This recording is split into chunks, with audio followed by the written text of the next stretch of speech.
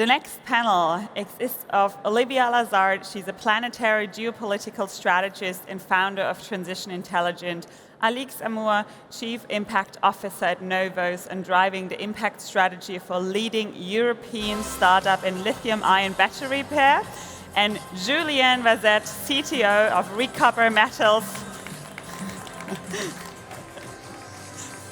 Sorry, I was not finished. But what Julien does with Recupere Metals is they're turning recycled copper into high-quality electrical wire to secure sovereign and sustainable copper supply. Hello, everyone. I hope you're well, and I'm very excited to start this panel with you now. Olivia, I would like to start with your point of view and understand the scale of the problem we're talking about.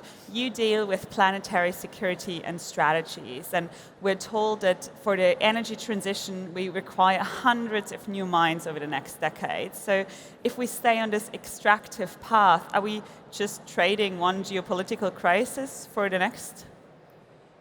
Yes, but we have to start from the beginning. We tend to oppose the notions of extraction and regeneration. The reality is that we have to balance them.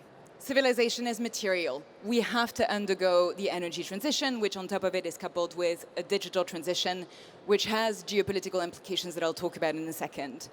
But the first implication that we have to understand is that in order to build the new energy strata, the architecture that will be low carbon, that will help us to respond to the climate crisis, we have to actually open, some estimates say, about 386 new mines, only related to battery-related materials, by 2035. This is enormous. And it's probably not going to happen, and my co-panelists will explain all of the ways in which we can try to avoid putting more and more pressures on extractive measures to try and undergo the energy transition. But we will still need to mine, and we will still need to actually undergo a level of extraction before we can reach full circularity. Now, the thing that we have to do is not to avoid mining altogether. It's to actually understand how to be a lot more ecologically sensitive as we mine and a lot more fragility sensitive. Let me explain. When we look at geological surveys and maps, what we observe is that a lot of the materials which are necessary for the construction of renewable energy and digital technologies are actually found in all of the wrong places. We're talking about the deep seas. We're talking about the Amazon basin, the Congo basin. We're talking about carbon sequestration ecosystems, as well as the wet forests of Asia, and the cryosphere, the poles particularly. So we're seeing essentially a lot of movements going in those ecosystems, which we actually need to regulate the global climate regime, and which are also absolutely essential and instrumental when it comes to providing other ecosystem services, such as cycling water from a global perspective, a regional perspective, et cetera, et cetera. So we need to actually invest in the protection of ecosystems and in massive regeneration efforts, coupled with our ability to mine and to extract in order to undergo this transition. But here is the challenge. The places that actually host those ecosystems and which are the most geologically endowed are also, on the whole, countries that tend to rank fairly high on fragility and corruption indexes. That means that essentially in a moment when the energy and the digital transitions are actually the vessels of geopolitical transformations and breakdown of the international order from a high carbon intensive energy system to a low carbon energy system, we're seeing a lot more geopolitical incursions in all of the fragile places that are endowed in minerals and that host those ecosystems. So at a time when a lot of us here are interested in talking about climate action, ecosystems protection and regeneration action, we also need to be talking about development, countering violence, supporting countries that actually hold the keys to the energy transition and to the future of planetary security. And this is very hard because at the moment, obviously, a lot of countries are essentially saying, sorry, we don't have enough money, we don't have enough support to give to countries that are actually our allies and the lifeline of the planet, as well as the future of planetary security and planetary security norms in the future. There is a massive gap in how the EU supports the supply actors at this point. While we're writing the Clean Industrial Act, what do you think is missing on the ground to actually support the centers and factories working when managing these materials? We have to talk about some of the reverse blind spots of what the EU is suffering from at the moment. 5 years ago, when we were talking about the implementation of the Green Deal and the EU was saying, we are the climate leader, what the EU did not understand is that climate policy is actually industrial policy, couched within geostrategic navigation and foresight analysis. Today we have the Clean Industrial Deal. This is a massive improvement when it comes to trying to create the industrial ecosystems that will actually help to create scale effects when it comes to the deployment of renewables and the new types of technologies that will help also to sort of help us understand how to regenerate as well as extract in a more ecologically and fragility sensitive manner. But the EU right now is just kind of investing into this industrial policy, not understanding the impacts on the natural resource base load, on water, on ecosystem, on soils. And so it's essentially saying, let's go super fast with anything related to extraction and processing of materials, as well as supporting, to a lesser extent, and you will explain, circular economy actors. What it's missing is essentially sort of saying we need to invest into massive regeneration within the EU territories, as well as outside of the EU. We need to be able to actually harness new forms of science, including understanding atmospheric rivers and how to tap essentially into the water that we're releasing into the atmosphere, bringing it back into the soils so that we can rebuild water security from the ground up and the top down. Because without water, we can't mine. Without water, we're seeing a lot more ecosystems fragmentation. And we have to realize in Europe something which is sort of, still not reconciled. We are warming twice as fast as the global average. We have a completely different biophysical condition, which from a policy perspective, we're not quite putting into motion and sort of, bridging with industrial actors.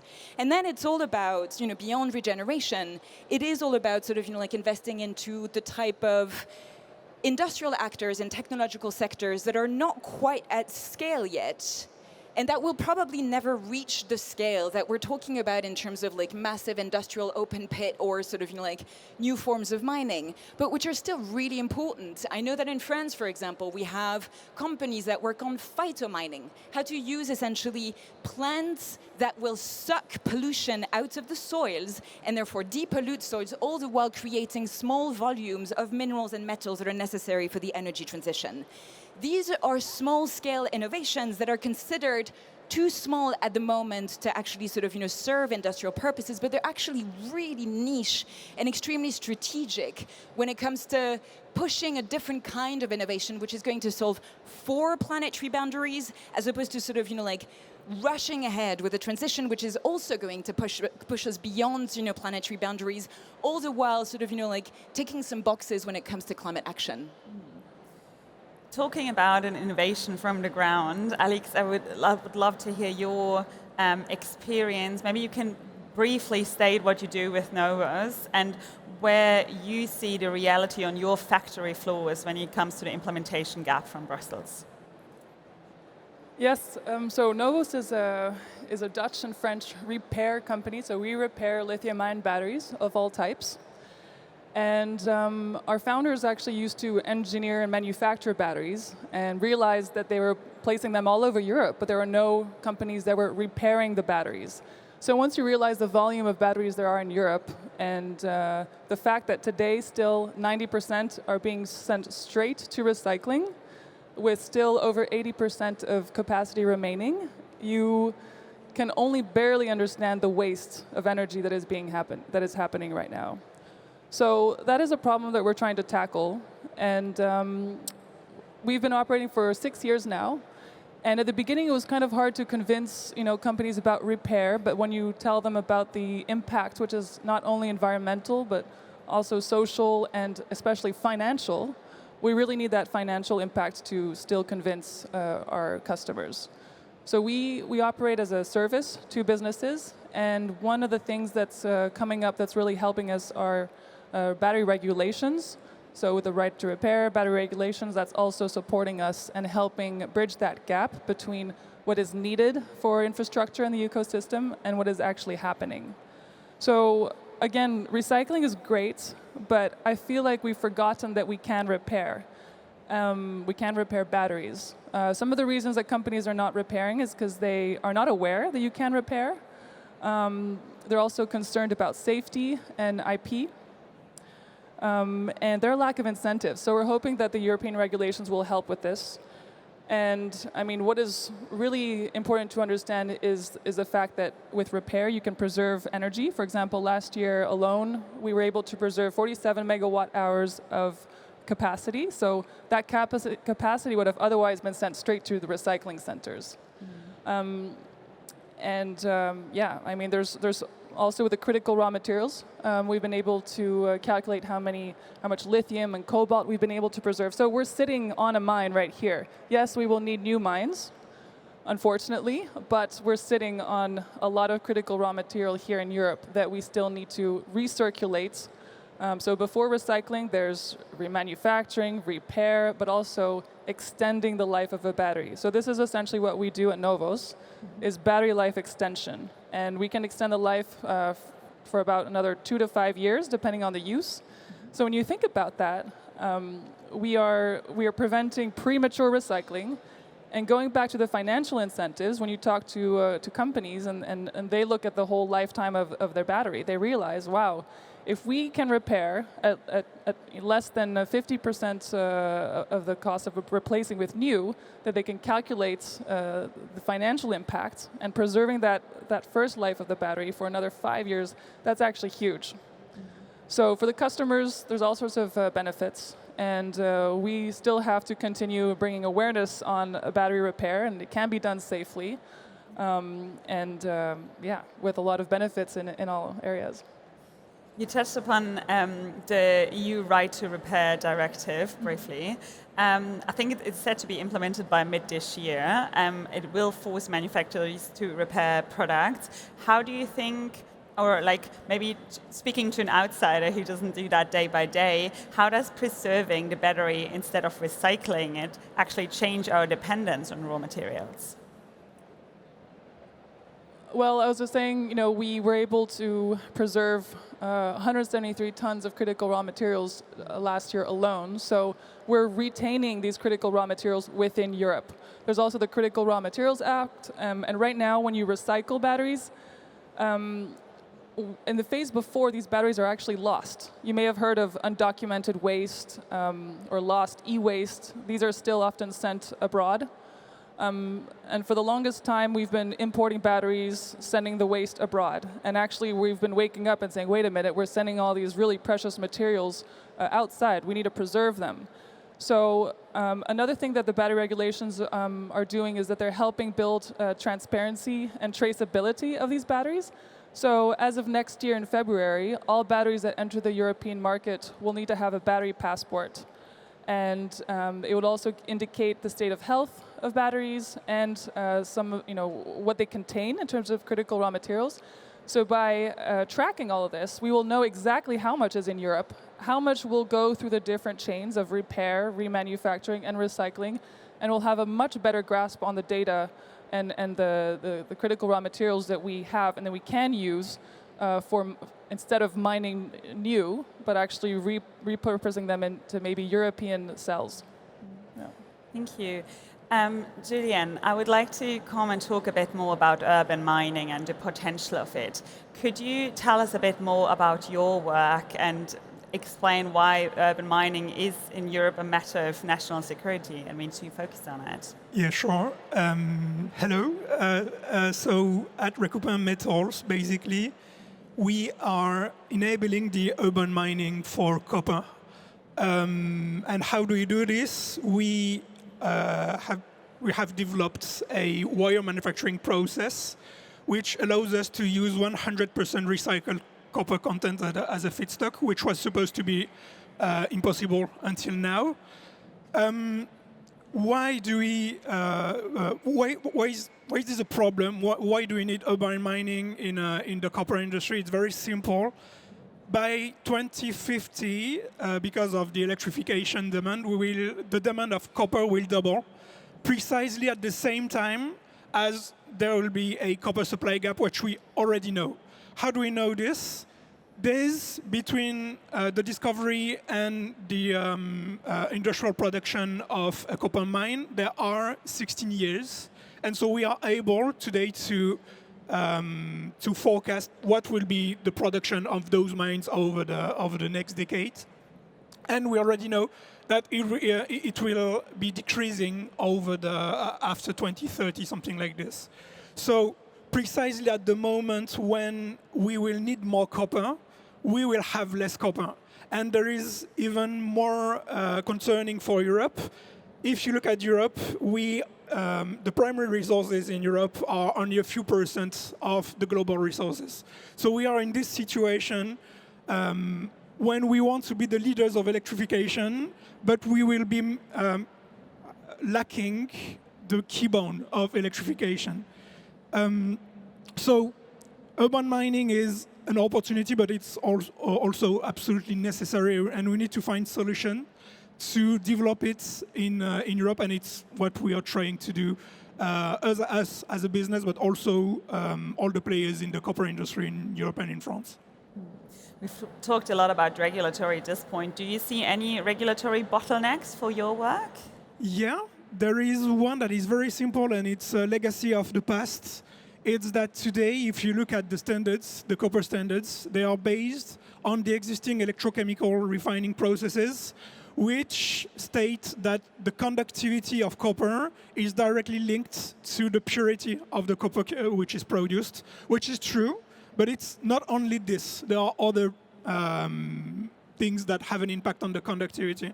And because of this, there are some verticals of the market that we can't address if we produce high electrical conductivity wires, but if we use lower purity feedstock, which is what we do. So one of the main bottlenecks that we will face, not today because the market is big enough, but in the next decades, will be this regulatory hurdle, which consists in preventing us to address the majority of the market because of this, which is absolutely not functional. Standard should be focused on functional requirements instead of other requirements that makes no sense. Maybe touching upon that, like global manufacturers and consumers, they trust the mine because the output is standardized. And I mean, it's probably same issues with recycled or repaired batteries, but how do we create a trust framework that it's less a compromise, but we see it as a high quality output? I think, well, it starts with tracing where the origins and the sources of these batteries. I mean, right now, well, in my case, batteries, but right now, batteries are kind of like a black box. No one knows unless you really open them up, and if the OEM is willing, where they're from, where the cells are from. There's still a lot of unknown information. So I think that is the start, is really understanding and tracking them, and then seeing where they go along the supply chain. And I think by doing that, and that's what the battery regulations is helping with, is it's going to force companies to use better materials and design better batteries and make them, ideal for this whole recirculation. And when they're incentivized to, make batteries that last long and that can be refined more easier, then I think it'll really make a huge difference. How is your experience in terms of finding investors for your startups? Do you feel like the financial world is ready to invest in these regenerative projects and startups at the same speed they invest in new mining projects? No, really. I mean, I think now is a much better time than maybe 5-10 years ago. We are still battling with trying to change the idea that, or we're still battling with the idea of repair versus recycling. Recycling is good, again, but there's still a lot more awareness and education to do. And I think investors now, there's a lot more impact funds. They're more aware of the manufacturing and industrial space. They understand that they need to invest long-term in European infrastructure. We all need to collaborate together. So I think it's much easier now than before. And we're lucky to be very well supported so far. And here at Change Now, lots of also interested investors. How's it for you? For us, we were lucky because the process that we are developing doesn't necessitate any retrofit or any change in and anything in the industry. We're just producing wires, and we send those wires to customers that they will not see any difference between our wires and the others. So I would say that in our case, it was, I would not say easy, but it was comfortable. But of course, we are really young. We're a baby. We are only 1 year old. So maybe it's going to get tougher at next step. Yes, yeah. Olivia, I would love to hear your take on these solutions. Maybe zooming out a little bit more. There's two different ways how we address the global challenges. What's your take on it? They're vital. I mean, there is no question about this, right? Like, and that I think that's the part that is emerging with the clean industrial deal in Europe. We need, like, there are targets around 10% mining, 40%, processing, and like a certain percentage when it comes to recycling. But what they're working on is essentially, like, the nitty-gritty of solutions of really looking at supply chains, particularly around copper, which is the metal without which we will not be able to, transition in terms of energy and digitalization and things like this. So there is, very much of a need to groom talent and to sort of, scale essentially the types of solutions that are going to be produced in Europe, and that can position Europe, from a geopolitical perspective, not only for its own resilience, but also, with the ambition to essentially sort of, position Europe as a partner towards other countries in the world, particularly the very countries that I was mentioning before that are also mineral endowed, but which are lacking in technological transfers and industrial ecosystems, and which are essentially our allies at a moment when, indeed, the geostrategic environment is showing incredibly plainly that the old order upon which the EU used to rely is breaking down. It is also not coming back. So countries essentially in Latin America, in Central Asia, in Southeast Asia, and in Africa are the unlikely allies, the sort of countries that Europe now has to sort of look towards and be like, how do we reinvent an order which is working in favor of middle powers, the countries and regions that are essentially sort of not looking at the planet with imperialistic designs, but which are looking at how do we transition and therefore sort of keep an economic resilience and productivity and performance that is going to help us sustain our societies. But how do we do it in a way that is essentially going to not just tick the climate box, but indeed solve for planetary boundaries? I expect that this is essentially the type of conversation that will be happening within diplomacy within the next 5 years. It is stumbling forward right now with what the EU calls strategic partnerships when it comes to critical minerals and materials. But the EU still is approaching those partnerships from a fairly transactional perspective. The change of administration in the US is sort of ushering the EU in yet another phase of its diplomatic development and consideration, essentially, of the world. So what Alix and Julien are doing, and a number of other startup innovators and industrial actors, what they're doing is absolutely essential for the future of Europe, for the future of the planet. It does not prevent us from having to pursue essentially the type of diplomatic partnerships that will generate a different kind of conversation with the very countries which, again, hold the very keys not just to the future of the energy and digital transitions, but to the future of planetary habitability, the future of geostrategic equilibriums, the future of balance of power, and the future of norms in a world which is essentially going to be marked by the planetary age as opposed to the international order that we used to rely upon. Thanks for that. Unfortunately, we're nearly out of time. I want to finish this with a last wrap-up question, and the technical guys are not going to hate me for that. But to Alix and Julien, we're talking to Louis Akenji in a moment. If you could ask him to push forward one specific law to make your regenerative work easier, what would it be? have one very short, make it illegal to send scrap outside Europe. As simple as this. There's a vibe. Yeah. The message has been sent. Let's hope it happens for me too, but I agree with that. But also integrate more batteries in the conversations about repair. We're getting close, but still we need to add a little bit more details about what it means to repair a battery and the materials and the components. So yeah, just a deep dive into batteries in all these regulations. All right.